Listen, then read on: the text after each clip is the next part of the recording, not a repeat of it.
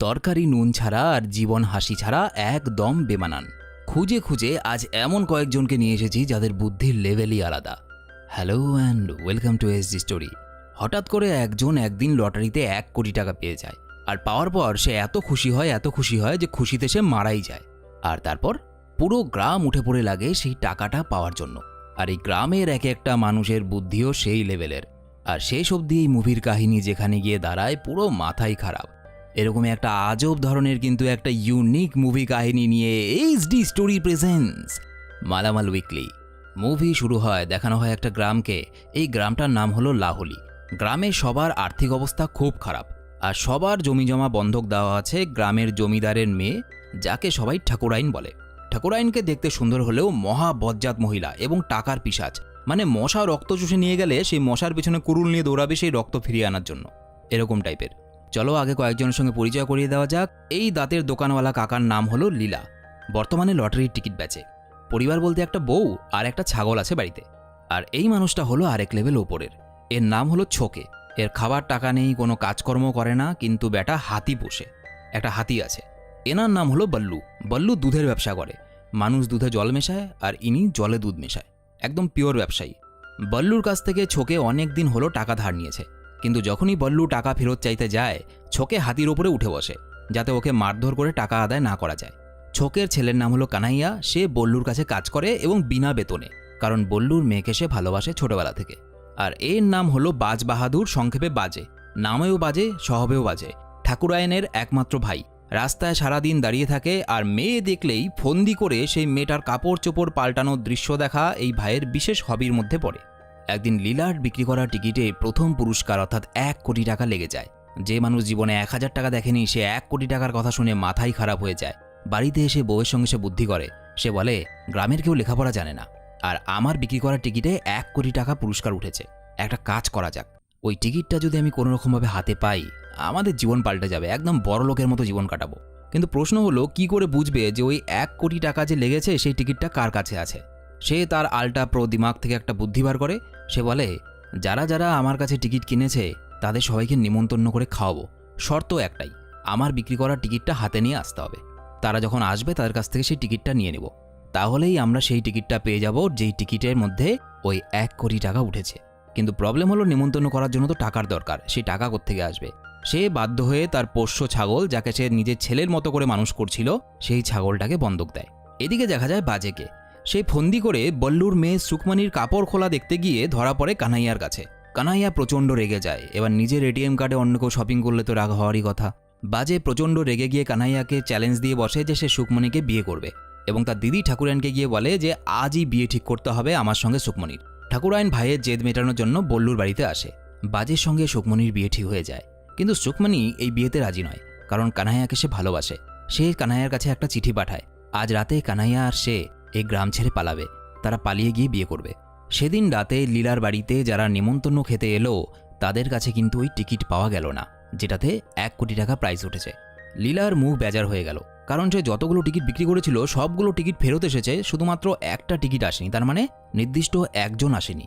খোঁজ নিয়ে জানতে পারলো অ্যান্টনি নামে একজন আছে, যে কিনা লীলার বাড়িতে সেদিন আসেনি। সে যা খাবার বেঁচেছিল সেই খাবারটুকু নিয়ে অ্যান্টনির বাড়িতে চলে যায়। গিয়ে দেখে অ্যান্টনি হাসি মুখে বসে আছে, হাতে টিকিট। সামনে গিয়ে ধাক্কা দিতেই অ্যান্টনির ডেড বডিটা পড়ে যায়।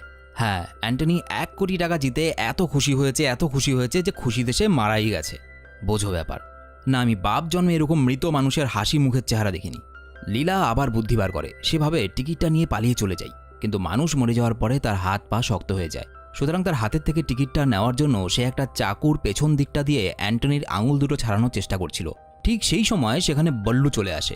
বল্লু এসেছিল সেখানে দুধের টাকা নিতে অ্যান্টনির কাছে।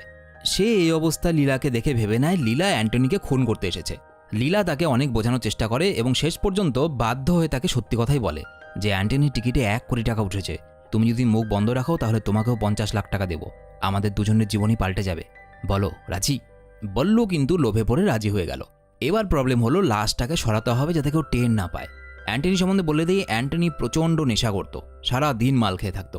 তারা অ্যান্টনির লাশটাকে উঠিয়ে নিয়ে রওনা দেয় অটোতে, নদীতে লাশটা ফেলে দেওয়ার জন্য। কিন্তু পথে কানাইয়ার সঙ্গে দেখা হয়ে গেল, কারণ সেই রাতে সুকমণির সঙ্গে কানাইয়ার পালানোর কথা। সুকমণি ব্যাগ নিয়ে অন্ধকারে ওর জন্য অপেক্ষা করছিল। কানাইয়া সেদিকেই যাচ্ছিল। সে লীলা আর বল্লুর কথা সবকিছু লুকিয়ে শুনে ফেলে এবং বুঝতে পারে যে অ্যান্টনি মারা গেছে। সেই ভেবে নেয় লীলা আর বল্লু অ্যান্টনিকে খুন করেছে।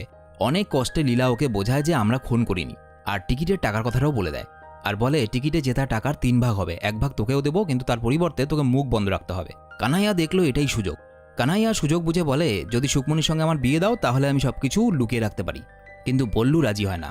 সে বল্লুর দিকে তেড়ে যায় এবং বলে এ পাকাচুল, তোর মেয়েকে বিয়ে করতে চাই আমি, টাকা পয়সা লাগবে না, বল রাজি কিনা, নয়তো পুলিশে গিয়ে সবকিছু বলে দেবো যে তোরা অ্যান্টনিকে খুন করেছিস। বল্লু রাজি হয়ে যায়। রাজি না হয়ে উপায়ও ছিল না। তারা অটোতে অ্যান্টনি লাশটাকে নিয়ে এগোতে থাকে, কিন্তু এই সময় কিছু গ্রামবাসী সেখানে চলে আসে। গ্রামে কিছু একটা ঝামেলা হয়েছে। গ্রামবাসীরা অ্যান্টনিকে দেখে। তারা জিজ্ঞেস করে অ্যান্টনিকে নিয়ে ওরা কোথায় যাচ্ছে। লীলা জানায় অ্যান্টনি মদ খেয়ে একদম বেহুশ হয়ে গেছে, তাকে নিয়ে ডাক্তারের বাড়িতে যাচ্ছি। গ্রামবাসীরা তাদের পিছু না ছাড়ায় লীলা এবং বল্লু তাদের সঙ্গে চলে যায় এবং কানাইয়ার ওপরে সেই লাশের দায়িত্ব দেওয়া হয়। লীলা যাওয়ার আগে কানাইয়াকে বলে যায় অটোতে করে নিয়ে নদীর ধারে যাবি, তারপর লাশটাকে নদীর জলে ফেলে দিবি, নদীতে এখন স্রোত আছে, লাশটা ভেসে চলে যাবে। কানাইয়া পরে বিপাকে। আজকে সুকমণির সঙ্গে তার পালিয়ে যাওয়ার কথা ছিল, কিন্তু সেটা না করে তাকে একটা লাশ বহন করে নিয়ে যেতে হচ্ছে। ওদিকে অপেক্ষা করছিল সুকমণি। সে সুকমণিকে গিয়ে সবকিছু বুঝিয়ে বলতে থাকে এবং এই সময় যেহেতু অটোটা ঢালুর মধ্যে রাখা ছিল, অটোর চাকা গড়াতে গড়াতে অ্যান্টনির লাশ অন্ধকারের মধ্যে কোথাও একটা পড়ে যায়।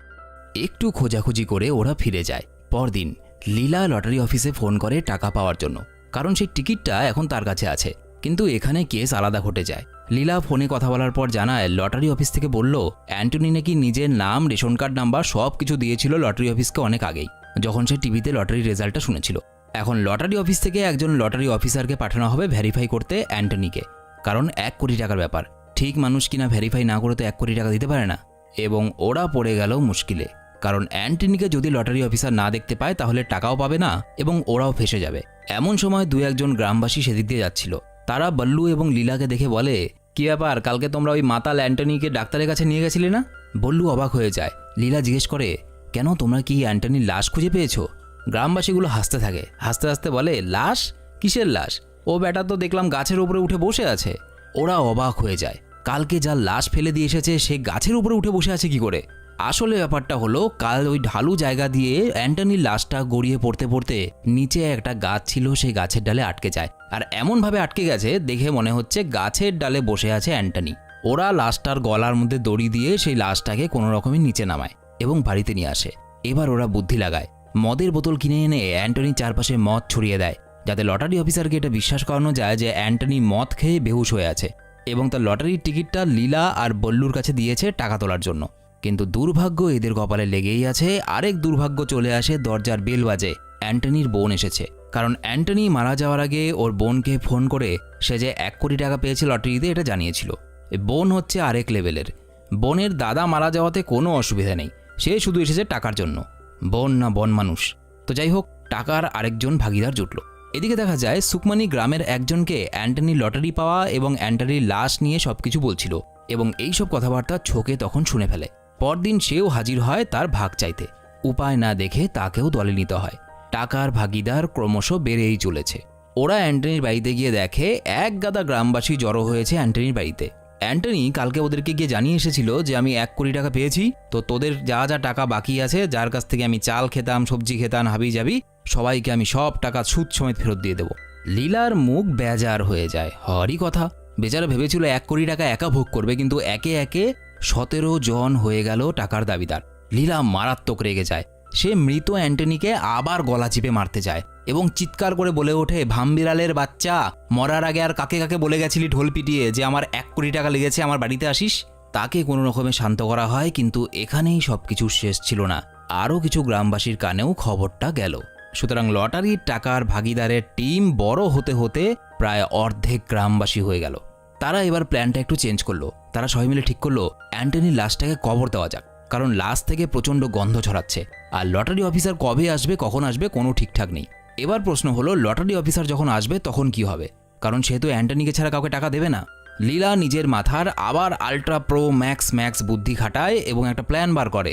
সে বলে lottery officer ration card number জানে অ্যান্টনির নামও জানে, কিন্তু অ্যান্টনিকে তো কখনো চোখে দেখেনি। সুতরাং আমরা যদি বল্লুকে অ্যান্টনি বানাই তাহলে সে বুঝতেও পারবে না। সুতরাং ঠিক করা হলো যে বল্লুকে অ্যান্টনি হিসাবে লটারি অফিসারের সামনে নিয়ে যাওয়া হবে।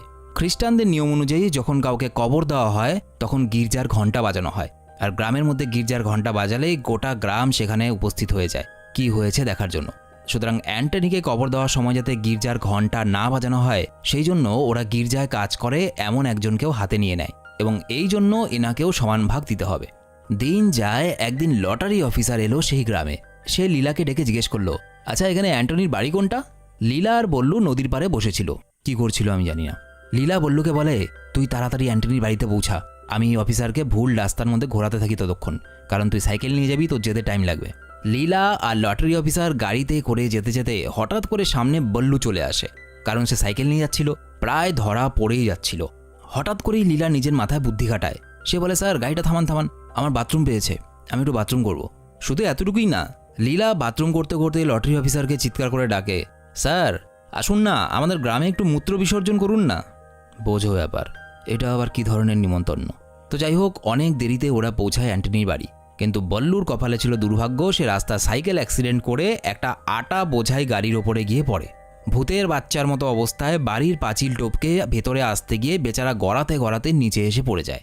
লটারি অফিসার বাড়ির ভেতরে ঢুকে পড়লে বল্লু হঠাৎ করে গায়ে জল ঢেলে স্নান করতে থাকে, কারণ ভূতের মতো অবস্থা হয়েছিল তার। লটারি অফিসার বলে, আপনার নাম কি অ্যান্টনি? সে বলে হ্যাঁ। লটারি অফিসার প্রয়োজনীয় কাগজপত্রে বল্লুর হাতের আঙুলের ছাপ নিয়ে চলে যায়। সে চলে যাওয়ার সাথে সাথে সবাই মিলে অ্যান্টনির দেহটা কবর দেওয়ার জন্য চার্চে নিয়ে যায়। এদিকে লটারি অফিসার মাঝ রাস্তায় গিয়ে হঠাৎ করে তার মনে পড়ে যে একটা কাগজে অ্যান্টনির আঙুলের ছাপ নিতে সে ভুলে গেছে। সে আবার ফিরে আসে, ফিরে এসে শোনে যে সবাই চার্চে গেছে। সে সোজা চার্চে চলে যায়। চার্চে তখন অ্যান্টনির দেহ সৎকার খ্রিস্টান মতে যা নিয়ম ছিল সেই নিয়মগুলো চলছিল। মৃত ব্যক্তি সম্বন্ধে চার্চে কিছু বলতে হয়, এটাই নিয়ম। তো লীলা অ্যান্টনি সম্বন্ধে বলতে গিয়ে হঠাৎ করে লটারি অফিসারকে দেখে যে সে চার্চে ঢুকছে। লীলা তৎক্ষণাৎ নিজের বুদ্ধি খাটায় এবং অ্যান্টনির মৃতদেহটাকে বল্লু বলে সম্বোধন করা শুরু করে। এবং লীলা অ্যান্টনির মৃতদেহকে এই জন্য বল্লু বলে সম্বোধন করা শুরু করে যাতে লটারি অফিসার বুঝতে না পারে যে আসল অ্যান্টনি মারা গেছে। আর এই মুহূর্ত থেকে বল্লুর ইজ্জত হরণ শুরু হয়, কারণ লীলা ফুল কনফিডেন্স নিয়ে বলতে শুরু করে, বল্লুটা ভালো মানুষ ছিল, আমাদের খুব ভালোবাসতো, রোজ দুধ দিত। এখন আমাদের কে দুধ দেবে? কি করে আমরা বল্লুর দুধ খাবো? বোঝো ব্যাপার না। এখানে আমি আর কোনো কমেন্ট করব না। তো যাই হোক, লীলা বলতে থাকে, এখন আমাদের দুধ কে দেবে? বল্লু সামনেই বসেছিল, রেগে গিয়ে দাঁতে দাঁত চেপে বলল, তোর বাপ দুধ দেবে রে হারামজাদা। তো এইভাবে লীলার ভয়ানক ভাষণ শেষ হলো, ভাগ্যিস শেষ হলো। তো ভাষণ শেষ হওয়ার পরে লটারি অফিসার জানায় যে একটা কাগজে অ্যান্টনির আঙুলের ছাপ দরকার, তাই আমাকে আবার ফিরে আসতে হলো। বল্লু যখন অ্যান্টনি সেজে নিজের হাতের আঙুলের ছাপ সেই কাগজটাতে দিচ্ছিল, অফিসার কৌতূহলী হয়ে জিজ্ঞেস করে, আচ্ছা এই যে লোকটা মারা গেছে, এই লোকটার নাম কি? লীলা বলে, ওর নাম বল্লু ছিল। বল্লু কটমট করে তাকিয়ে থাকে। অফিসার আবার জিজ্ঞেস করে, কিন্তু বল্লু মারা গেল কি করে? লীলা বলে, কি আর করবে, আত্মহত্যা করেছিল। বল্লু রেগে লাল হয়ে যায় সব শুনে, কিন্তু কিছু বলে না। অফিসার আবার জিজ্ঞেস করে, কিন্তু আত্মহত্যা কেন করতে গেল বল্লু? লীলা বলে, আর কি বলবো সবার সামনে, বল্লুর বউ অন্য ছেলেদের সঙ্গে ফষ্টি নষ্টি করে বেড়াতো, ধরা পড়ে গেছিল তো, তাই দুঃখে আত্মহত্যা করেছে। বল্লু এটা শুনে আর স্থির থাকতে পারে না, সে চিৎকার করে বলে, অনেক হয়েছে, সব কিছুর একটা সীমা থাকে, আর সহ্য করবো না আমি। কিন্তু এই অফিসার ছিল কোশ্চেন ব্যাংকের মতো, শুধুই কোশ্চেন করে, শুধুই কোশ্চেন করে। অফিসার আবার জিজ্ঞেস করে, কিন্তু বল্লুর মৃতদেহের পাগুলো ওরকম করে ঝুলছে কেন? লীলা বলে, আসলে বল্লু তো জন্ম থেকেই পঙ্গু ছিল। এই কথা শুনে বল্লু প্রচণ্ড চিৎকার করে বলে, তোর বাপ পঙ্গু শালা, অনেক সহ্য করছি। অনেক কষ্টে শান্ত করা হয় বল্লুকে, কারণ সে আর কিছু বলে ফেললে সব কিছু ধরা পড়ে যেত। এদিকে দেখানো হয় আমাদের নারী পিপাসু বাজেকে। তার পেছনে কিছু লোক পড়ে যায়, কারণ পুরনো শত্রুতা ছিল একটা মেয়ে ঘটিত ব্যাপারে। বাজে কোনো রকমে পালাতে পালাতে সেই কবরস্থানে আসে, আর তখন সেখানে গ্রামবাসীরা টাকার ভাগাভাগি নিয়ে কথা বলছিল। বাজে ওই ভিড়ের মধ্যে মিশে যায় এবং ওদের কথাবার্তা সব কিছু শুনে নেয়। বাজে ওদেরকে ব্ল্যাকমেল করতে থাকে যে আমার দিদি মানে ঠাকুরাইনকে আমি সব কিছু বলে দেবো, যে তোমরা অ্যান্টনিকে মেরে তার টাকাটা তোমরা আত্মসাৎ করছো। এরা বাজেকে টাকা অফার করে যে তুমিও একটা ভাগ নাও, কিন্তু বাজে বলে, না আমার টাকা ফাঁকা কিছু লাগে না, ওটা তোরা রেখে দে, আমাকে সুকমণিকে দিয়ে দে, আমি সুকমণির সঙ্গে বিয়ে করতে চাই, নয়তো আমার দিদিকে সব কিছু বলে দেবো। কানাইয়া ওকে মারতে শুরু করলে সে পালায়, আর গ্রামবাসীরা বাজের পেছনে পড়ে যায়, কারণ বাজে গিয়ে যদি একবার ঠাকুরাইনকে সব কিছু বলে দেয়, এই টাকা আর কেউ পাবে না।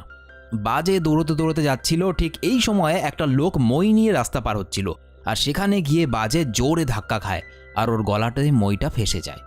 বাজে বাড়ি তো ফেরে, কিন্তু গলা দিয়ে আওয়াজ বেরোচ্ছে না, কারণ তার গলায় ওই মইটা ফেসে যাওয়ার পরে গলার মধ্যে কিছু একটা হয়ে গেছিল। এর ফলে সে তার দিদিকে কিছু বলতে পারে না। আর এই মদন ছিল মূর্খ, পড়াশোনা জানতো না, তাই লিখেও কিছু জানাতে পারে না। কিছু দিন কেটে যায়। গ্রামে কানাইয়া আর সুকমণির বিয়ের আয়োজন করা হয়, কিন্তু ঠিক সেদিন বাজে সেখানে আসে। তার গলা ঠিক হয়ে গেছে চিকিৎসার ফলে, সে আবার কথা বলতে পারছে। সে আবার হুমকি দেয় যে এই বিয়ে থামিয়ে সুকমণির সঙ্গে আমার বিয়ে দাও, নয়তো তোমরা কেউ বাঁচবে না। আমি আমার দিদিকে সব বলে দেবো এবং পুলিশকেও বলে দেবো যে অ্যান্টনির মৃতদেহ তোমরা গায়েব করেছো ওর টাকার লোভে। সে চলে যায় হুমকি দিয়ে। এখন গ্রামবাসীদের কাছে দুটো রাস্তা ছিল। এক, কানাইয়া আর সুকমণির বিয়ে দেওয়া, সেটা করলে গ্রামবাসীরা বিপদে পড়বে এবং টাকাও পাবে না।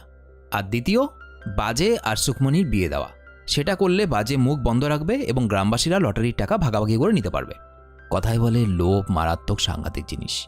কানাইয়ার বাবা নিজের ছেলেকে ঘরবন্দি করে রাখে, আর বাজের সাথে সুকমণির বিয়েতে সবাই মত দেয়। কিন্তু সুকমণি এই বিয়েতে রাজি ছিল না। সে আত্মহত্যার পথ বেছে নেয়। বল্লু অনেক কষ্টে নিজের মেয়েকে বাঁচায় এবং বাঁচানোর পর বল্লুর চোখ খুলে যায়।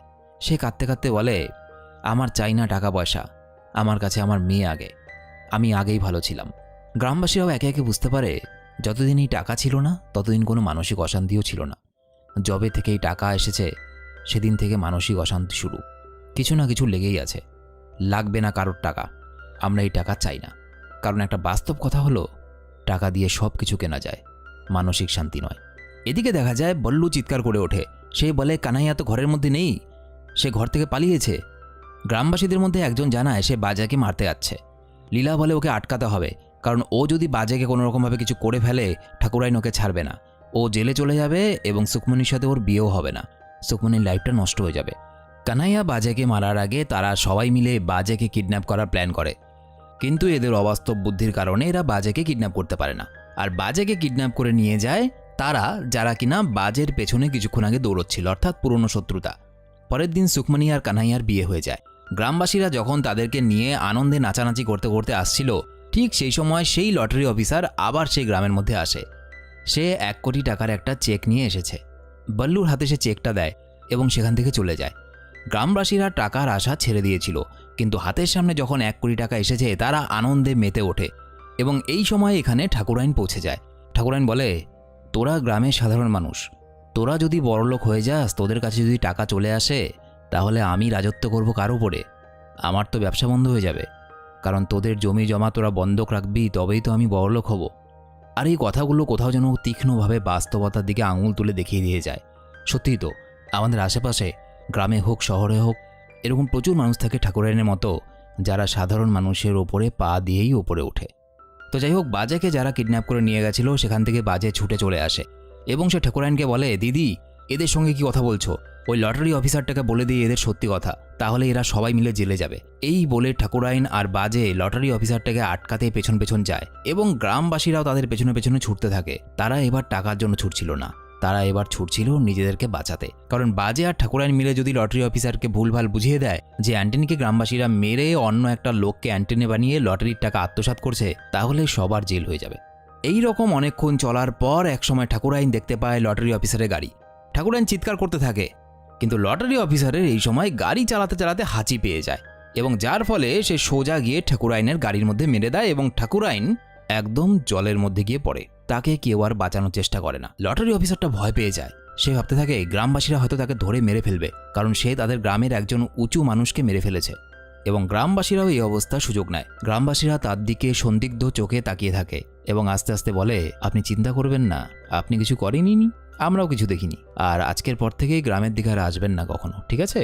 এই বলে তারা কৌশল করে লটারি অফিসার যাতে আর কোনোদিনই গ্রামে না আসতে পারে এবং তাদের সত্যিটা যাতে আর কখনো না বের হতে পারে, তারা লটারি অফিসারকে সেখান থেকে পাঠিয়ে দেয়। এরপর দেখা যায় সেই লটারির টাকা তারা সমান ভাগে ভাগ করে নিয়েছে এবং এক একজনের অবস্থা ফিরে গেছে। এখন গ্রামের ঠিক মাঝখানে অ্যান্টনির একটা স্ট্যাচু তৈরি করেছে ওরা। হ্যাঁ, বল্লু একটা দুধের কোম্পানি খুলেছে, বল্লুর দুধ। তো যাই হোক, মুভিটার নাম মালামাল উইকলি এই জন্য কারণ যে লটারিতে 1 কোটি টাকা উঠেছিল সেই লটারির টিকিটের নাম ছিল মালামাল উইকলি।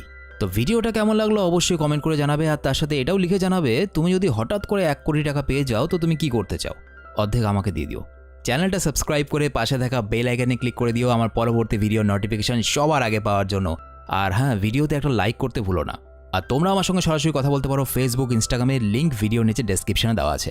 দেখা হচ্ছে পরের ভিডিওতে, বাই।